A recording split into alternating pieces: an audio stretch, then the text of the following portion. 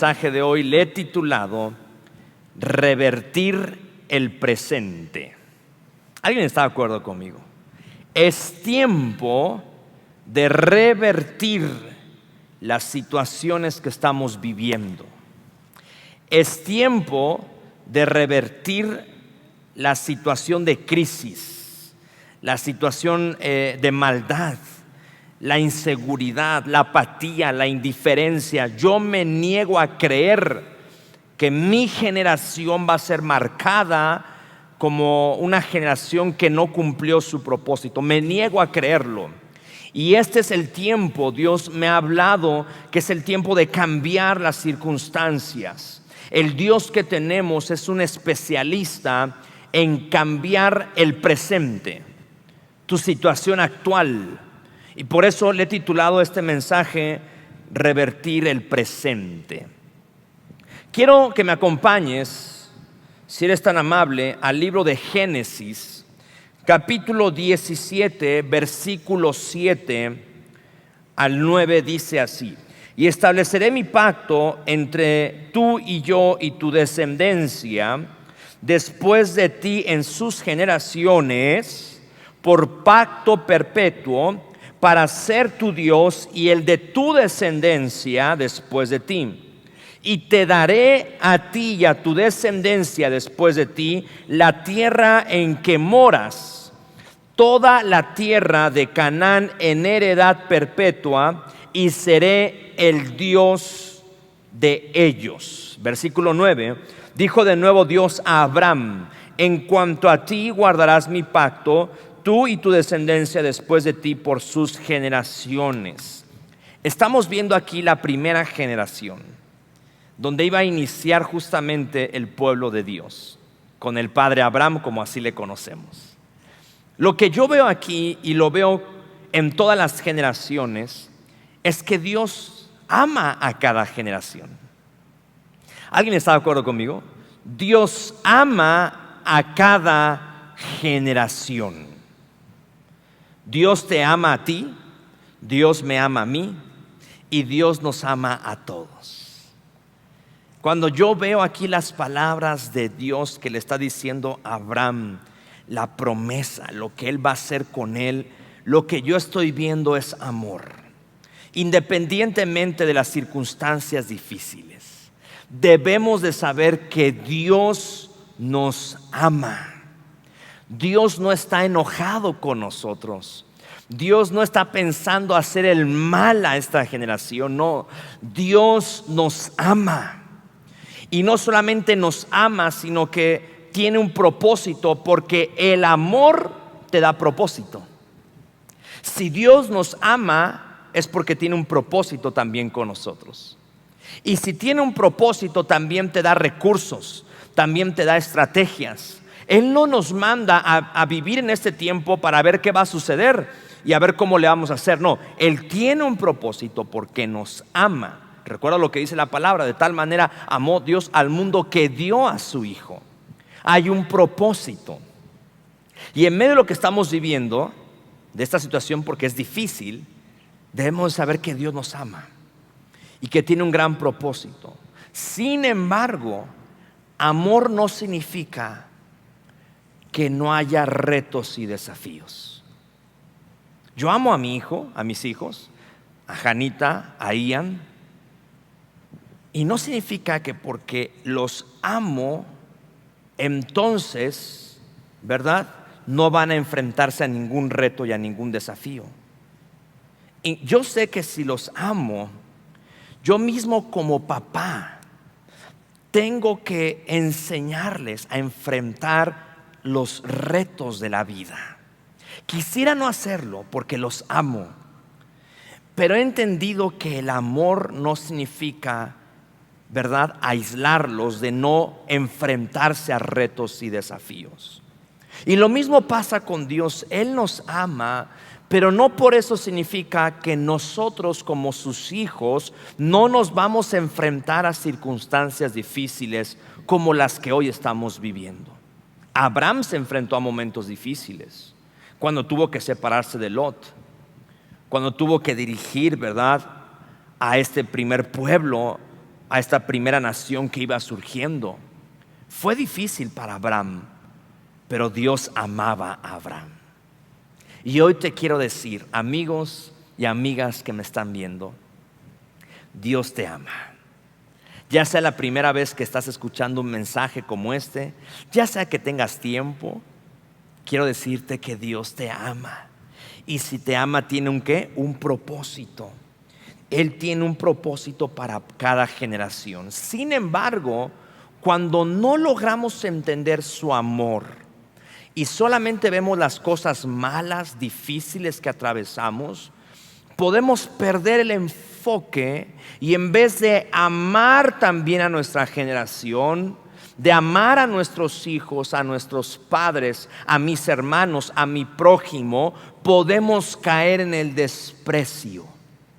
Vean lo que dice la palabra, si me acompañas a Números 14, versículo 3, dice así: ¿y por qué nos trae Jehová a esta tierra para caer a espada?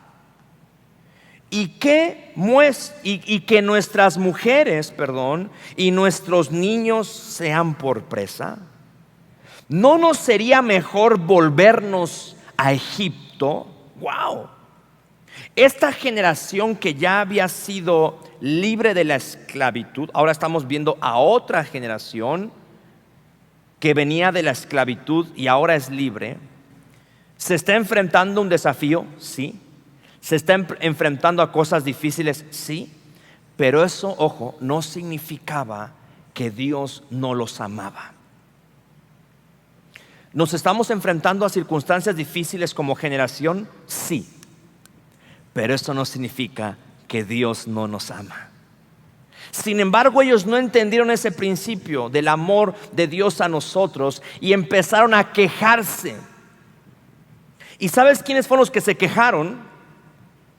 Los hombres, principalmente los hombres. Dice acá la Biblia: ¿y qué va a pasar con nuestras mujeres y con nuestros niños? Deberíamos de regresarnos a la esclavitud, porque cuando no entiendes que Dios te ama y que tiene un propósito para ti, entonces te regresas al pasado y desprecias, menosprecias, como yo aquí pongo en este segundo punto. Cuando no amamos, menospreciamos. Y ahora veo aquí a los hombres, a los padres, a los papás, menospreciando su generación, no amando a su generación. ¿Por qué me doy cuenta que no los amaba? Porque querían regresarlos al pasado, a la esclavitud. Se estaban quejando. Déjame te digo algo más: la queja retrasa tu propósito. Wow.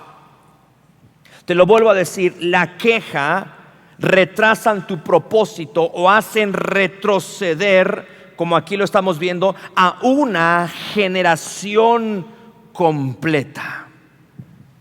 Las quejas hacen retroceder a una generación completa, como lo puedes leer aquí. Y yo he visto cómo muchos padres hacen que sus hijos retrocedan, que no avancen. Pero no solamente los padres, también los que somos líderes, los que somos pastores. Cada vez que nos quejamos de lo que estamos viviendo, estamos retrasando el propósito que Dios tiene para nuestras vidas. Aquí en este caso, esta generación está diciendo: deberíamos de regresarnos, deberíamos de retroceder. Y yo me niego a creer, familia y amigos que me están escuchando, que vamos a retroceder. No. Esto que estamos viviendo, estas crisis económicas, sociales, políticas, sanitarias, no nos van a hacer retroceder como generación. No nos van a regresar al pasado. No nos van a regresar a la esclavitud. Al contrario, porque sabemos que Dios nos ama. Wow. Y que tiene un gran propósito. Tenemos que decir: vamos a avanzar, vamos a avanzar, vamos a llegar a nuestro destino, vamos a llegar a nuestro propósito. Vamos, alguien que diga amén conmigo, alguien que me comente aquí en la transmisión, alguien que toque su claxon ahí en Autocinema y me pueda decir amén. No podemos retroceder. tenemos que amar a nuestra generación. Así como Dios ama a las generaciones, así como Dios ama a su iglesia, tú y yo tenemos que amar a la iglesia, tenemos que amar a nuestro prójimo, tenemos que amar a nuestros hijos, tenemos que amar a nuestros padres.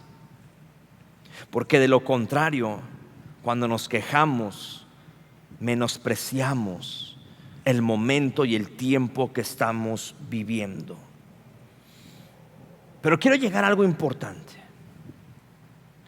Cuando nosotros entendemos que Dios nos ama, que tiene un propósito, tú y yo podemos revertir el presente. Y a esto quiero llegar hoy. Tú y yo podemos ¿qué? Revertir el presente. Y me encanta lo que aquí ponía, y ponerle un nuevo nombre a mi generación. Alguien que lo crea conmigo y lo lea aquí. Revertir ¿qué? El presente y ponerle un nuevo nombre a mi generación. Tal vez se nos va a conocer o se nos está conociendo como la generación de más inseguridad, la generación más distraída, la generación más dispersa, la generación más desconectada, la generación más pobre. Yo leía las noticias que la cifra de pobreza está aumentando en nuestro país. Pero escúchame bien, yo me niego a creer esos nombres a mi generación. Esos nombres no le pertenecen a mi generación. Dios tiene un gran propósito con nosotros. Y el Dios que yo he conocido desde que tengo conciencia, desde que soy un niño, un adolescente, un joven, ahora que soy padre de familia, el Dios que yo he conocido es un Dios que revierte el presente, que cambia la situación, que aunque tal vez te has llamado de una manera, te va a cambiar el nombre, que aunque haya enfermedad va a haber sanidad, que aunque haya un diagnóstico médico, Él lo puede cambiar, que aunque vengas por generaciones cargando con violencia, con alcoholismo, con vicios, etcétera, Dios cambia, revierte el presente y te da un nuevo nombre. ¡Wow! Vamos, alguien que lo crea conmigo, que me diga amén. Dios no solamente revierte el presente, sino que te pone un nuevo nombre. Y aunque hoy nuestro presente es difícil, y aunque hoy nuestro presente no es nada fácil, el Dios que yo he conocido puede cambiar el presente y nos puede dar un nuevo nombre. Yo me niego a creer que esta generación la van a conocer como la generación del COVID. No. A esta generación la van a conocer tal vez como la generación más fuerte, la generación que se levantó, la generación que emprendió en medio de crisis. Vamos, ¿quién se emociona conmigo el día de hoy? La generación que se hizo más fuerte en medio de la crisis, la generación valiente, la generación esforzada. El Dios que yo conozco revierte el presente y nos pone un nuevo nombre. ¿Cómo es eso, pastor? ¿Cómo yo puedo cambiar mi presente y que haya un nuevo nombre sobre mi vida, sobre mi casa, sobre mi familia? Dos palabras. Número 1, sacrificio. Y número 2, entrega. Di conmigo, sacrificio y entrega. Cuando yo veo en la historia de las generaciones, yo te hablaba de ser un eslabón en las generaciones. Te animo a que veas el mensaje del domingo pasado. Se llama el último eslabón. Cuando yo veo cada generación, veo, uno, que Dios amaba a esa generación. Veo propósito en esa generación. Veo recursos que Dios mandaba a esa generación. Pero también veo desafíos, crisis que se enfrentaban.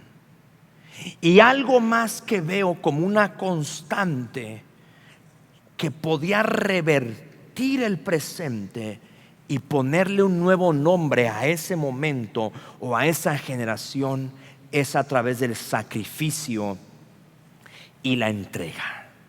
Quiero ponerte 4 ejemplos el día de hoy que nos van a ayudar a entender justamente este principio. Quiero que me acompañes al libro de Samuel, capítulo 1, versículo 27. Dice así la palabra del Señor: por este niño que oraba, y Jehová me dio lo que pedí. Aquí Ana está justamente diciendo: yo anhelaba un hijo, me lo diste, Señor, gracias. Era la generación donde se iban a enfrentar a retos también importantes, y en medio de que Dios le ha concedido algo a Ana, ahora le pide a su hijo Samuel. Wow. Yo te pregunto algo: ¿tú crees que para Ana fue fácil? No. ¿Fue fácil que ahora le estuviese pidiendo Dios lo que le había entregado? No fue fácil. ¿Requirió de qué? De sacrificio y qué? Y entrega.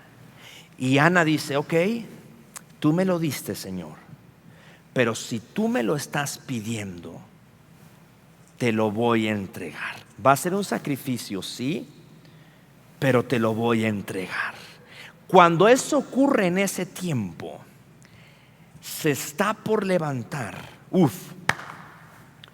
una generación profética.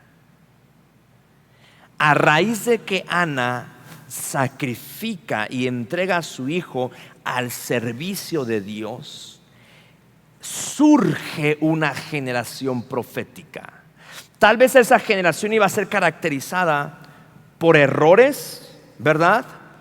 Por malas decisiones, por reinados incorrectos, porque recuerda que Samuel unge, ¿verdad?, reyes. Samuel es un ejemplo de alguien que da dirección no solamente a la iglesia, sino a la nación.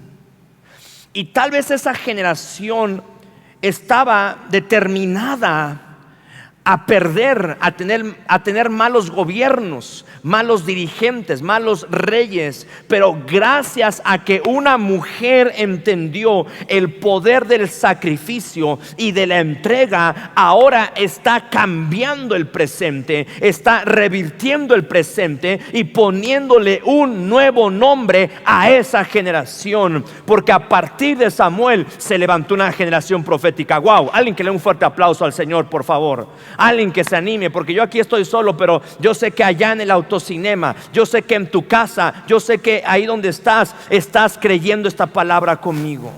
Generación profética se levantó.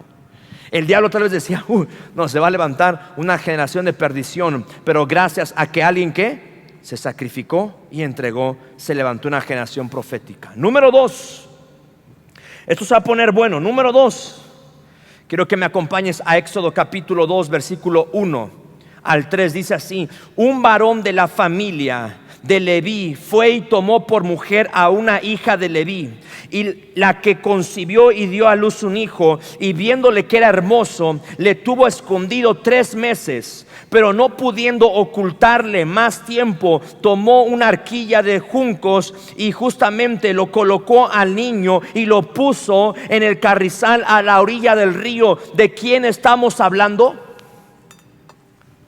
¿De quién? De Moisés. Tiempo de crisis también. Venía tiempo de esclavitud, venía tiempo de opresión.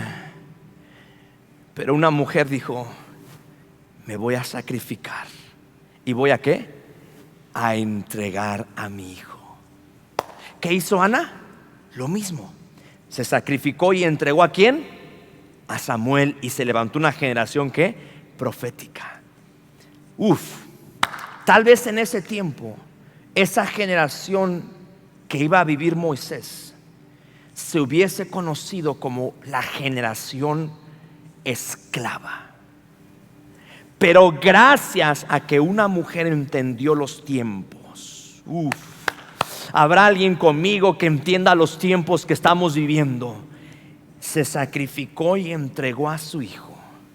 Y en vez de que se conociera como una generación esclava, se conoció como una generación que libre, libre de la esclavitud de Egipto.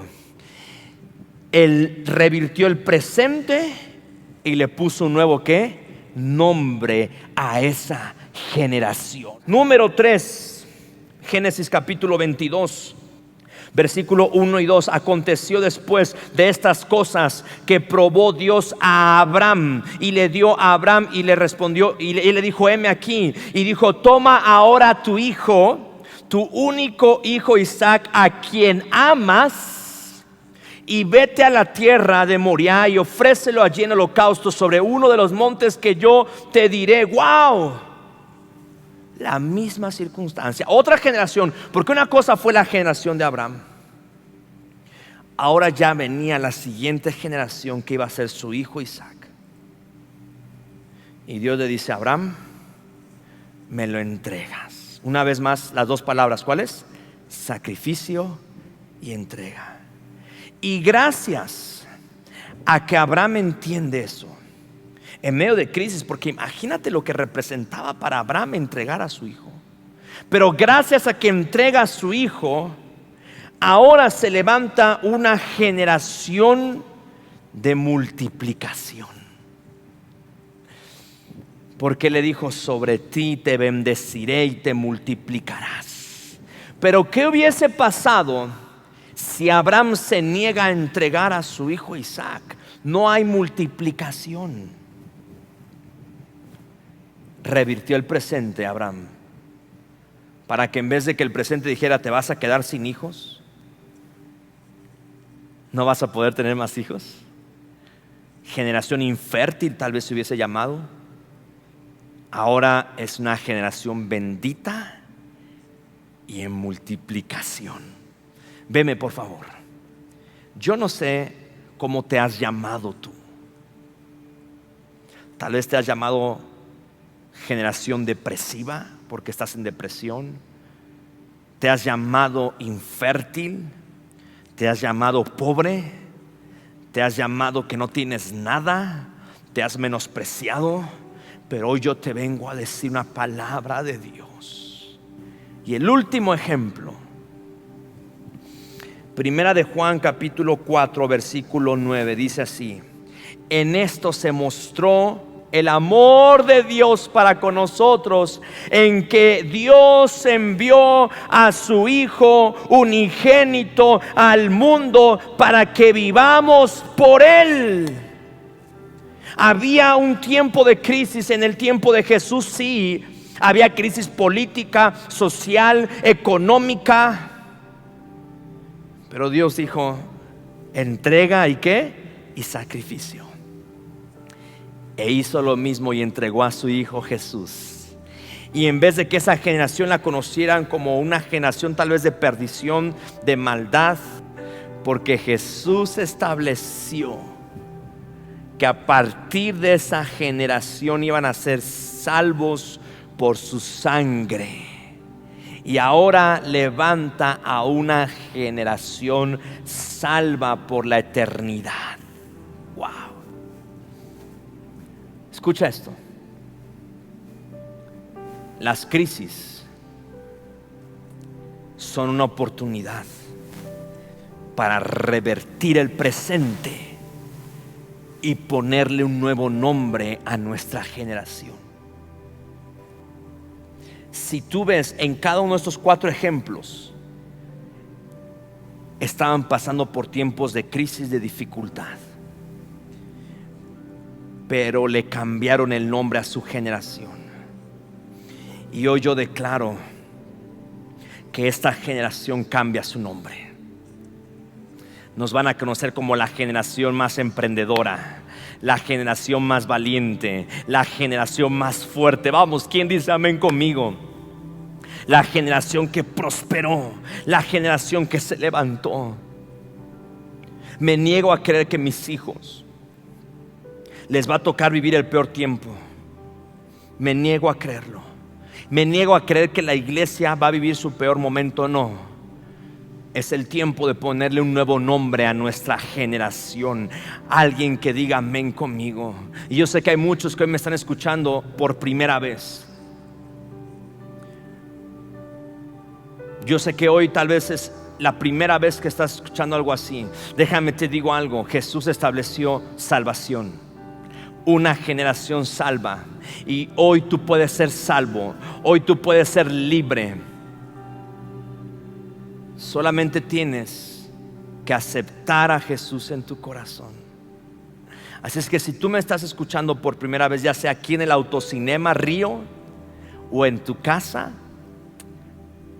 recibe hoy un nuevo nombre para tu generación: salvación. Salvación. Ese es el nombre que hoy Dios te pone. Eres salvo. Vengo a rescatarte. Así es que si tú quieres repetir esta oración después de mí, ya sea que sea la primera vez que estés escuchando un mensaje así o que te hayas alejado, hoy es un día de reconciliación y la salvación vendrá a tu hogar y a tu casa. Yo te invito a que cierres tus ojos y repitas esta oración después de mí. Señor Jesús, en este día reconozco que te necesito. Te abro la puerta de mi corazón para que tú seas el dueño y Señor de mi vida. Perdona mis pecados, cámbiame y restáurame. Hoy te acepto como mi Padre Celestial, en el nombre de Jesús. Amén, amén. ¿Sabes lo que acaba de suceder? Acabas de revertir tu presente. Porque tal vez tu presente te decía: hay pobreza, hay culpa. Pero hoy tu presente ha cambiado y ahora eres salvo. Y el día que tengas que partir de esta tierra, podrás disfrutar una eternidad en el cielo. Ahora yo quiero orar por todos aquellos que tal vez te has adoptado un nombre que no te pertenece.